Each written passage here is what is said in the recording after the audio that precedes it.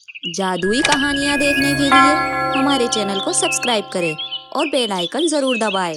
बहुत समय पहले की बात है।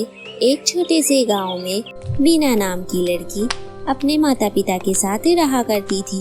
मीना बहुत ही ज्यादा होशियार और संस्कारी लड़की थी। वो अपनी माँ की हर काम में मदद करती थी और साथ ही साथ वो गरीब और बेसहारा लोगों की भी मदद करती थी। उनके पास इतना पैसा नहीं था, फिर भी वो लोगों की मदद करना सही समझती थी। उनके घर का गुजारा बहुत ही मुश्किल से हो पाता था। मीना के पिताजी अक्सर बीमार रहा करते थे। वो हमेशा खटिया पर ही लेटे रहते थे। दोनों माँ बेटी घर का गुजारा खुद ही चलाया करती थी। मीना सुबह स्कूल जाती थी, अपनी माँ की हेल्प करा दिया करती थी। उसकी माँ घर का काम खत्म करने के बाद बाजार में आम बेचने के लिए जाया करती थी। उनके पास एक छोटा सा खेत था जिसमें आम का पेड़ था। गर्मी का मौसम आने के बाद वो अक्सर आम ही बेचा करती थी और बाकी दिनों में वो दूसरों के घर झाड़ू पोछे का काम किया करती थी। एक दिन अचानक मीना के पिता की बहुत ज्यादा तबीयत खराब हो जाती है और उन्हें तुरंत अस्पताल में भर्ती कराना पड़ता है और अस्पताल का खर्चा बहुत ही ज्यादा आ जाता है। मीना और उसकी माँ बहुत ही ज्यादा परेशान हो जाती है क्योंकि घर में वैसे ही तंगी थी और ऊपर से अस्पताल का खर्चा भी आ जाता है। मीना की माँ बहुत ही ज्यादा टेंशन में आ जाती है कि आखिर वो क्या करे।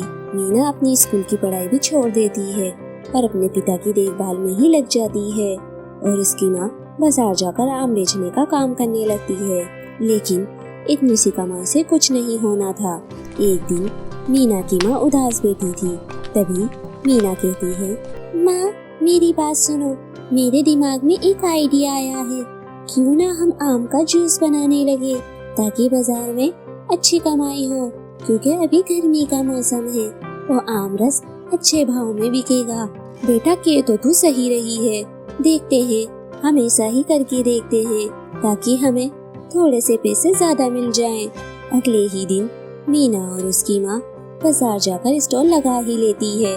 उनकी अच्छी खासी कमाई होने लगती है। आम रस बहुत ज्यादा लोग पीने लगते हैं। शाम को आम रस बेचने के बाद दोनों माँ बेटी घर आ जाती है। अब तो धीरे धीरे उनकी आर्थिक स्थिति अच्छी होने लगी थी। एक तरफ मीना आम बेचती तो दूसरी तरफ उसकी माँ आम रस बनाकर बेचा करती थी। ये देख पास की पड़ोसन बहुत ज्यादा जलने लगी। उसे ये सब बिल्कुल बर्दाश्त नहीं हो रहा था कि रेखा के आम इतनी जल्दी कैसे बिकने लगे हैं और उनकी कमाई इतनी अच्छी क्यों होने लगी है, क्योंकि पड़ोसन के पास भी आम का पेड़ था और वो भी बाजार में जाकर आम बेचा करती थी। लेकिन उनके आम इतने स्वाद और रसीले नहीं होते थे।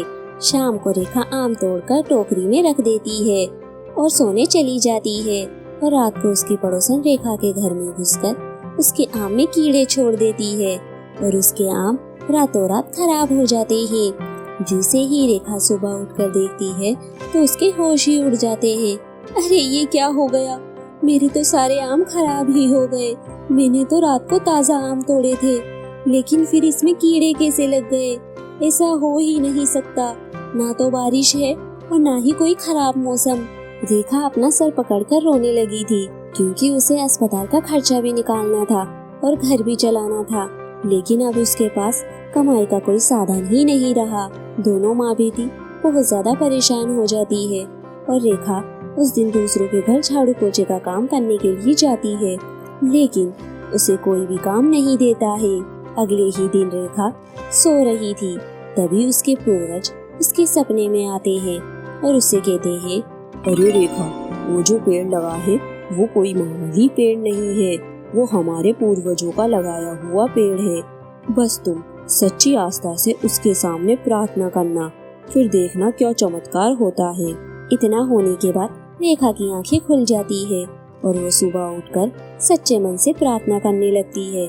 तभी अचानक से आम के पेड़ से रोशनी आने लगती है और उस पेड़ में से बहुत सारे आम उग आते हैं और वो उन्हीं आमों को तोड़कर बाजारों में बेचने के लिए जाती है और दोनों माँ बेटी रोज की तरह आम बेचती है और आम रस का स्टॉल लगाती है।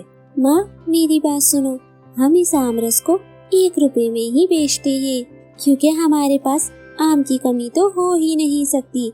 जिसे ही हम आम तोड़ते हैं वहाँ पर तुरंत एक नया आम उगाता है। ऐसा कभी नहीं होता, ये सिर्फ हमारे साथ ही हुआ है। अगर हम आम कम दाम में बेचेंगे तो हमें अच्छा मुनाफा होगा। हाँ रेखा बेटा, मुझे तेरा विचार सही लगा। मीना और उसकी माँ 1 रुपए में आम रस बेचने लगती है और फटाफट उनका आम रस और आम दोनों बिक जाते हैं। उनकी कमाई दिन चौगनी और रात दुगनी हो जाती है। अब तो घर के हालात भी ठीक होने लगे थे। रेखा पूरे गर्मी के मौसम में अच्छी कमाई कर लेती है और देखते ही देखते रेखा के पति की तबीयत भी ठीक हो जाती है और वो अपने पैरों पे खड़े हो जाते हैं। मीना के पिता एक छोटी सी फैक्ट्री में काम किया करते थे। अब वो उसी फैक्ट्री में काम करने के लिए जाते हैं। उनका काम भी बहुत अच्छा चल रहा था। तभी रेखा अपनी बेटी से कहती है, बेटा अब तो हमारा काम भी अच्छा चलने लगा है। अब तो तेरे पिताजी भी रोज काम पर जाने लगे हैं। अब तो फिर से स्कूल जाना शुरू कर दे। मैं नहीं चाहती मेरी बेटी सबसे पीछे रहे। ठीक है माँ, जैसा आप कहे, पर मुझे माता रानी पर पूरा विश्वास है। आप जो रोज सुबह उठकर उनकी प्रार्थना करती हैं। रेखा और मीना अपनी जिंदगी में बहुत खुश थी। रेखा अब रोज सुबह उठकर प्रार्थना किया करती थी। अब उनका काम बहुत अच्छा चलने लगा था।